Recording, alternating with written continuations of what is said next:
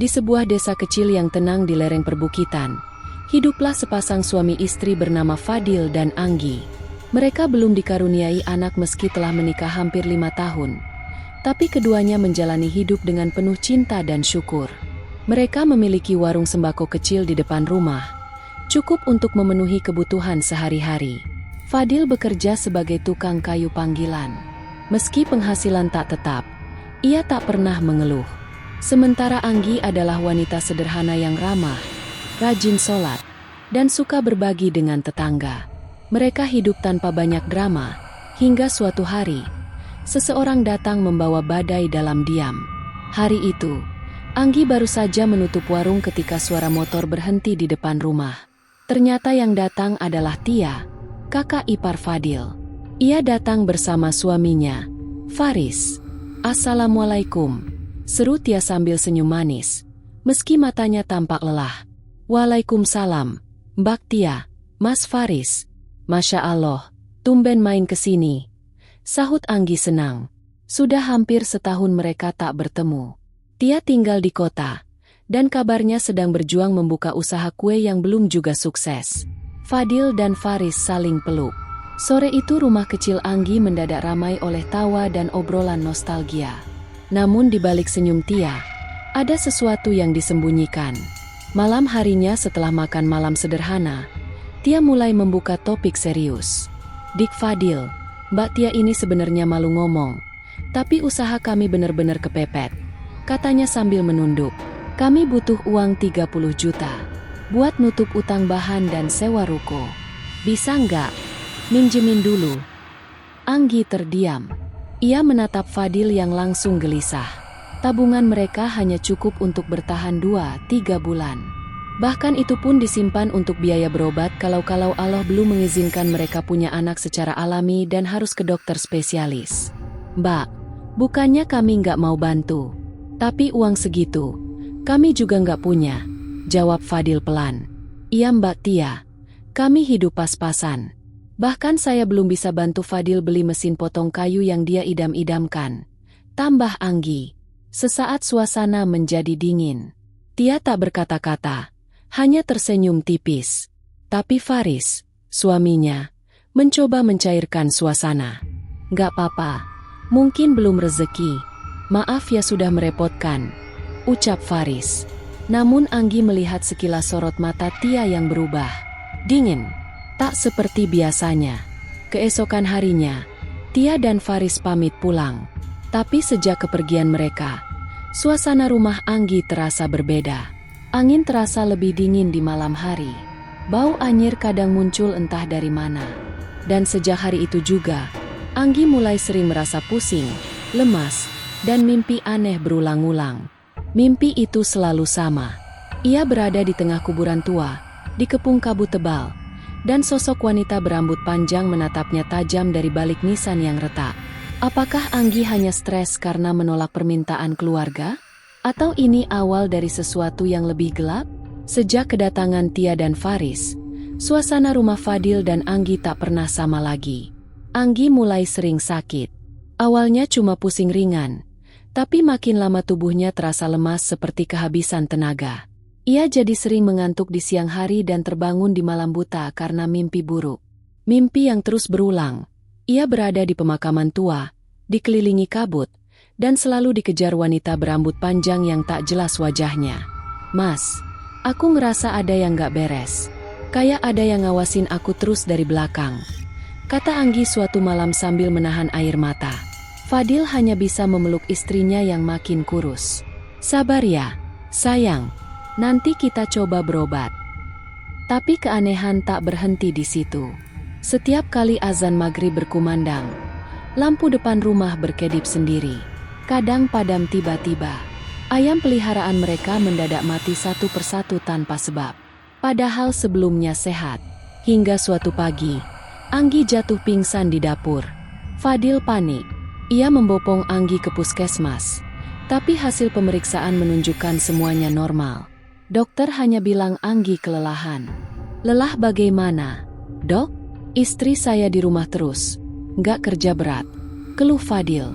Akhirnya, atas saran tetangga, Fadil mengajak Anggi berobat ke seorang ustadz sepuh bernama Ustadz Mahfud di desa sebelah. Ustadz Mahfud menatap wajah Anggi lama, kemudian meletakkan telapak tangannya di kepala Anggi sambil berzikir pelan. Seketika tubuh Anggi bergetar hebat. Matanya terpejam, tapi dari mulutnya keluar suara lain, bukan suara perempuan muda, tapi suara berat dan parau. Aku dikirim untuk membuatnya lumpuh. Dia harus menderita karena menolak. Fadil terkejut dan gemetar. "Siapa kamu?" bentak Ustadz Mahfud. "Aku utusan dari yang mengirimkan dari jauh." Perempuan yang merasa terluka. Dia ingin balas dendam. Zikir makin kencang.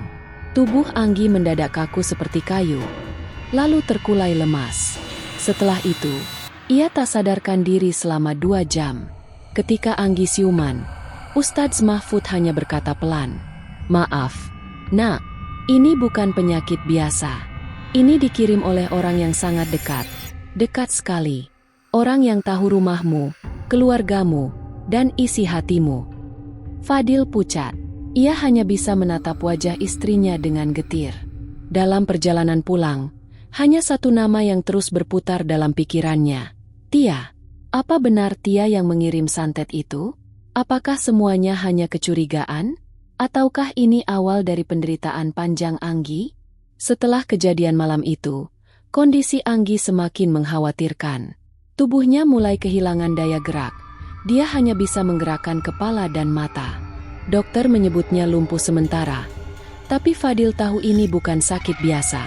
Tanpa buang waktu, Fadil kembali menemui Ustadz Mahfud dan memohon pertolongan terakhir. Ustadz Mahfud mengusulkan pengobatan ruqyah intensif selama 7 malam berturut-turut. Mereka pun sepakat melakukannya di rumah Fadil. Saat ayat-ayat Allah dibacakan, Anggi kembali kesurupan. Kali ini, bukan satu sosok yang merasuki, tapi 3 suara berbeda. Semua menjerit, menangis, lalu tertawa keji.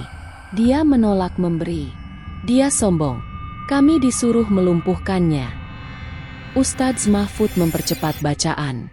Sosok-sosok itu melemah, dan akhirnya tersingkap satu nama, Tia. Tia. Dia yang kirim kami.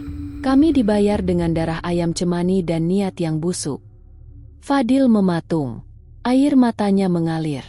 Seketika itu pula, Anggi tersadar dan menangis sejadi-jadinya di pelukan suaminya. Esok harinya, Fadil mendatangi rumah Tia dan Faris di kota. Dengan kepala dingin tapi hati bergemuruh, Fadil bertanya langsung, "Mbak, kenapa? Kalau memang kecewa, kenapa harus menghancurkan hidup kami?" Tia, yang awalnya mengelak, akhirnya menangis dan mengakui. Ia merasa sakit hati dan terhina karena merasa ditolak mentah-mentah. Ia iri pada kehidupan Fadil dan Anggi yang meski sederhana, tampak bahagia dan harmonis. "Aku cuma ingin kalian tahu rasanya ditolak. Rasanya tak punya pilihan, tapi aku kebablasan," isaknya. "Mbak, aku dan Anggi gak pernah menolak karena sombong. Kami memang gak punya. Tapi ternyata yang paling menyakitkan bukan ditolak, tapi dikhianati keluarga sendiri." Faris, suami Tia, hanya bisa menunduk malu. Ia bahkan tak tahu menahu soal santet yang dikirim istrinya sendiri. Setelah pengakuan itu, Tia sakit parah. Seluruh tubuhnya gatal seperti digigit ribuan semut, kulitnya melepuh, dan ia tak bisa tidur karena merasa selalu dikunjungi makhluk hitam besar setiap malam. Ustadz Mahfud menyebut itu sebagai balasan dari apa yang dikirim, karena ia menggunakan media gaib yang tak sepenuhnya bisa dikendalikan. Tia kemudian datang sendiri ke rumah Fadil dan Anggi untuk meminta maaf, dengan tubuh gemetar dan wajah pucat. "Maafkan aku, Gi, aku sudah buta oleh iri," katanya sambil bersimpuh. Anggi, meski masih dalam masa pemulihan, hanya berkata lirih, "Aku maafkan, Mbak, tapi untuk melupakan biarlah Allah yang bantu." Setelah itu, Anggi perlahan pulih. Ia memang tak bisa berjalan seperti dulu, tapi dengan bantuan tongkat dan terapi rutin, ia mulai menjalani hidupnya lagi. Fadil tetap setia di sampingnya, mencintainya sepenuh hati. Iri hati bisa mengubah kasih menjadi kebencian. Ipar bisa menjadi saudara, tapi juga bisa menjadi sumber luka, jika hati tak dijaga. Dan yang terpenting, Allah tak pernah tidur. Balasan selalu datang, cepat atau lambat.